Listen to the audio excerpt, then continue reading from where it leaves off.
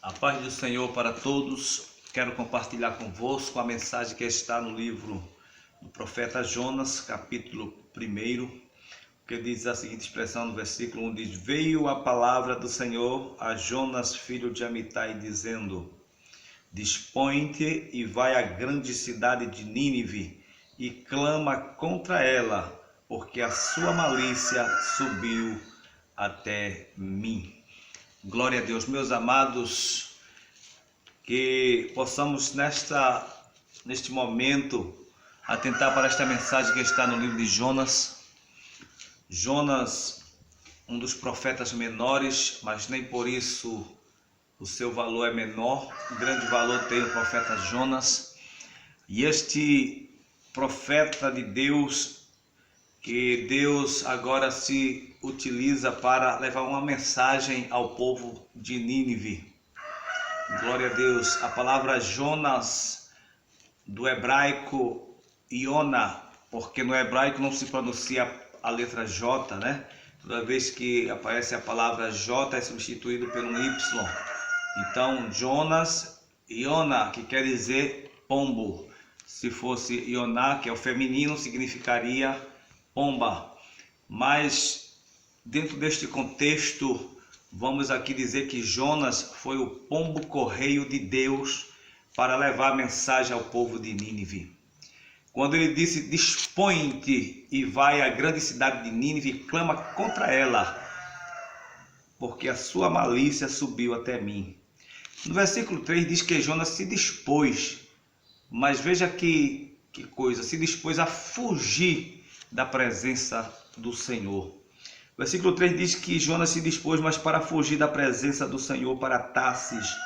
E tendo descido a Jope, achou um navio que ia para Tarsis, pagou, pois, a sua passagem e embarcou nele para ir com eles para Tarsis, para longe da presença do Senhor. Coisa terrível é quando alguém tenta fugir da presença do Senhor, mesmo porque nenhum ser humano consegue fugir da presença do Senhor, né? Mas Jonas ali fugiu para, né? Chegando em Jope, comprou a passagem para Tarsis, ou seja, em vez de ir para a cidade de Nínive, ele comprou a passagem para fugir, para ir para bem longe. Por que isto? Jonas, ele não queria que aquele povo de Nínive fosse alcançado pela misericórdia de Deus. Por quê? Porque Nínive era inimigo do povo de Deus, inimigo de Judá, oprimia o povo de Deus. E se nós formos ver os livros, né, de Naum e o livro de Obadias, que nos traz assim uma abrangência maior sobre o livro, sobre Nínive, podemos dizer assim. Diz que Nínive era um povo mau, povo perverso, povo que não temia Deus e que matava as pessoas, e que em alguns livros históricos até nós vimos relatos de que os ninivitas pegavam as pessoas e colocava vivo numa estaca e colocava fogo e usavam como tochas humanas. Por esse talvez seja o motivo de Jonas não querer ir ali pregar em Nínive. Mas uma coisa tenho a certeza, que a misericórdia de Deus, a soberania de Deus, essa é que prevalece, irmão. Porque quando alguém se arrepende dos seus pecados, quando alguém se arrepende dos seus maus caminhos, Deus está pronto a estender a sua mão salvadora para salvar. Pois bem, Jonas fugiu da presença do Senhor, diz a palavra de Deus que ele pegou um navio e foi, né, para Tarsis. Mas diz a palavra de Deus que quando o navio chega em alto mar, Deus enviou uma grande tempestade sobre aquele navio, porque Jonas havia fugido e não quis obedecer à ordenança. Diz o versículo de número 7 que os marinheiros diziam uns aos outros: vinde e lancemos sorte para que saibamos por causa de quem nos sobreveio este mal. E lançaram sorte, e a sorte caiu sobre Jonas. Então lhe disseram: declara-nos agora por causa de que nos sobreveio este mal, que ocupação é a tua, de onde vens e qual a tua terra. E de que povo és tu? Eita, quanta pergunta, né, irmãos? Porque aqueles homens sabiam que havia ali uma tempestade, mas não sabiam explicar por quê. E quando lançaram sorte, diz a palavra que a sorte caiu sobre Jonas. E Jonas estava no porão do navio, tomado de um profundo sono.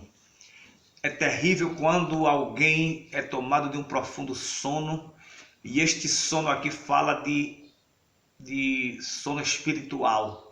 Jonas estava dormindo, ou seja, quando alguém está num profundo sono, nada do que está em volta, nada do que está acontecendo em volta é perceptível ou pode se perceber. Por quê? Porque se está num profundo sono.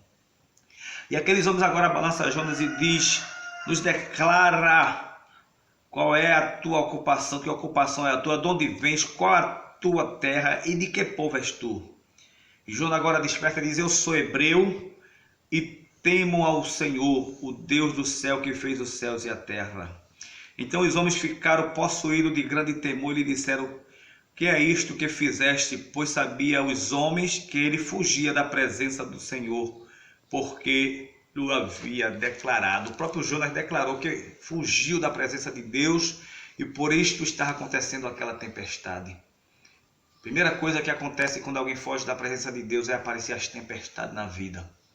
Mas eu quero dizer neste momento que a misericórdia de Deus ainda é muito grande e Deus é aquele que tem os seus propósitos, né? Quando Deus ordena, está ordenado, quando Ele manda, está mandado, e aquilo para que Ele mandou vai ser cumprido, porque Ele é soberano.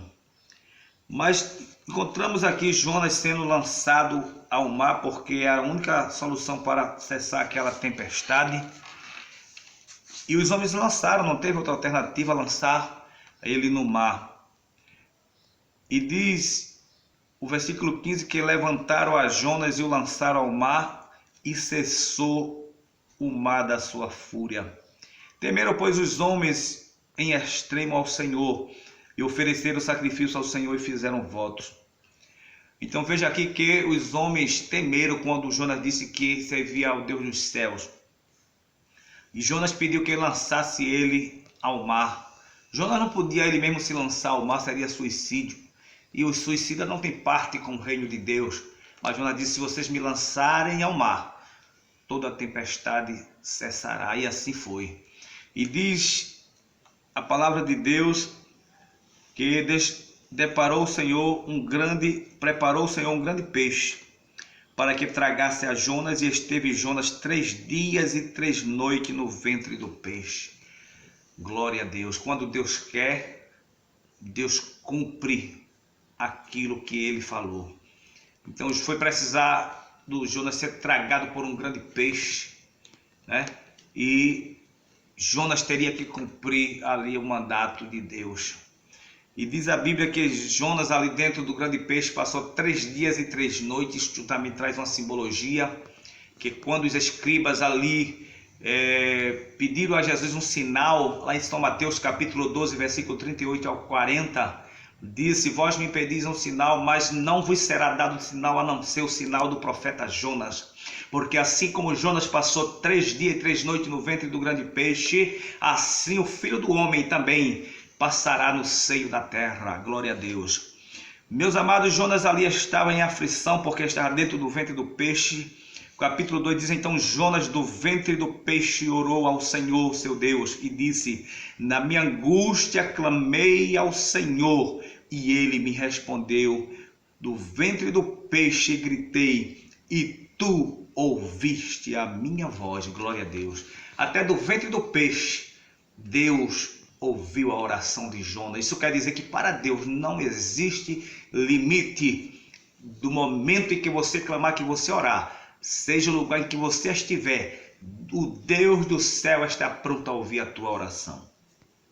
Mas Deus, nosso Deus é misericordioso e é o Deus de segunda chance, é Deus de terceira chance.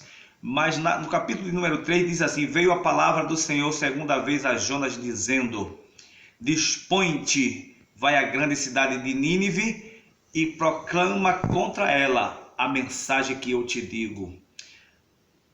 Levantou-se, pois, Jonas e foi a Nínive segundo a palavra do Senhor. Agora sim, Na segunda chance que Deus lhe deu, na primeira ele fugiu, na segunda ele não podia mais fugir porque já tinha passado pelo ventre do peixe. O que eu quero dizer com isto, meu amado? Não espere passar pelo ventre do peixe para dar ouvido à voz de Deus. Bom é quando nós damos ouvido à voz de Deus sem ter que passar pelo ventre do peixe. Mas Jonas agora, nesta chance agora, ele se dispõe agora e vai à grande cidade de Nínive para proclamar a palavra que Deus tinha falado. Levantou-se, pois, Jonas, versículo 3 do capítulo 3, e foi a Nínive segundo a palavra do Senhor. Ora, Nínive era cidade muito importante diante de Deus e de 3 dias para percorrê-la. Então, Nínive, a antiga capital da Síria, habitada por povo, conforme eu disse, que está lá no livro de Naum, povos mal perversos, mas quando Deus manda, Deus se responsabiliza.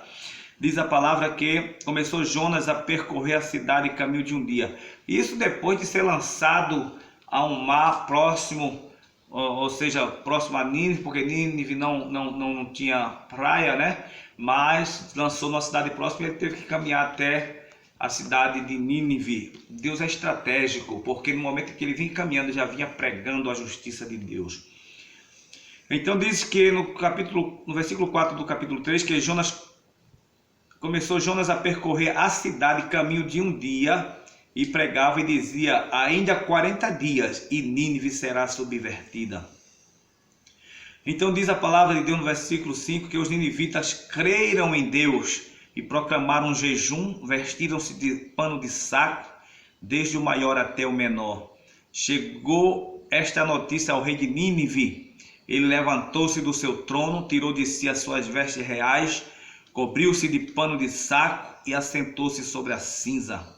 E fez proclamar e divulgar em Nínive, por mandado do rei e seus grandes, nem homens, nem animais, nem bois, nem ovelhas, prove coisa alguma, senão os levem ao pasto, e também não bebam água. Oh glória! Quando Deus fala, a terra treme, irmão. Até o rei de Nínive proclamou um jejum e proclamou também que os animais não poderiam comer naquele dia, que nem água bebesse e que se vestissem de saco. Aí é onde você vê entrar a misericórdia de Deus. Quando o povo se arrepende, Deus estende a sua mão para livrar e para perdoar os seus pecados. Com isso eu quero dizer que aquele povo todo ali se converteu e Deus se arrependeu do mal que havia de fazer aquele povo. Diz o versículo 10, viu Deus o que fizeram, como se converteram do seu mau caminho, e Deus se arrependeu do mal que tinha dito que ele faria e não fez. Glória a Deus. Se formos olhar o capítulo 4, vemos aí um descontentamento de Jonas, depois mesmo de falar para o povo. Deitou-se debaixo de uma aboboreira e ali achava ele que já tinha feito tudo, né? E diz a Bíblia que Deus estava olhando para Jonas, né? Porque Jonas deitou ali e achou que já era tempo de descansar.